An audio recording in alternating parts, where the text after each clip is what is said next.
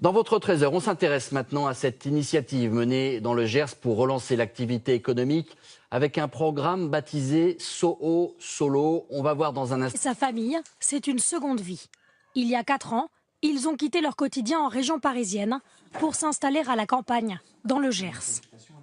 On avait une vie parisienne, quoi, toujours à fond, à 100%. Là, on peut prendre du temps, beaucoup plus de temps et se retrouver un peu plus en famille. Pour eux, une vie plus tranquille, plus agréable, malgré les développants, les mêmes équipements que dans les grandes villes.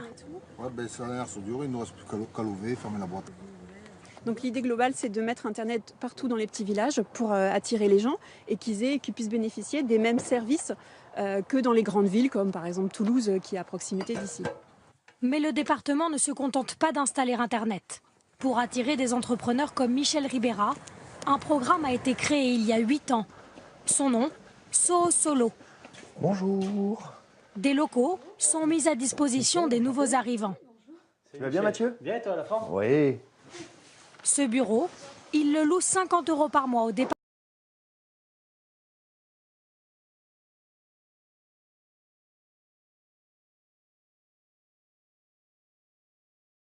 On n'est pas seul. On est vraiment accompagné, on sent l'accompagnement.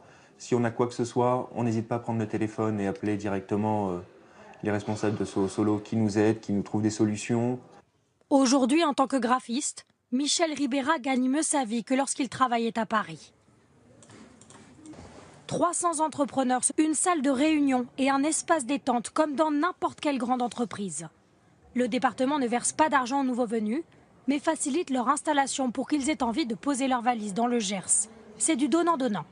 Les personnes qui viennent s'installer sont des personnes qui viennent en général en famille, donc ça veut dire mettre les enfants à l'école, consommer tout simplement localement.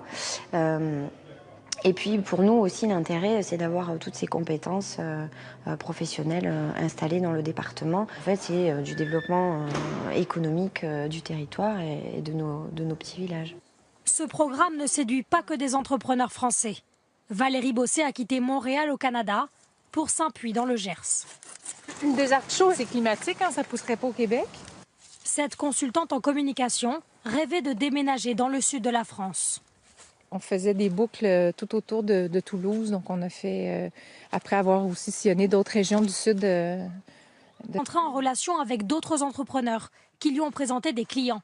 Son activité s'est lancée très rapidement.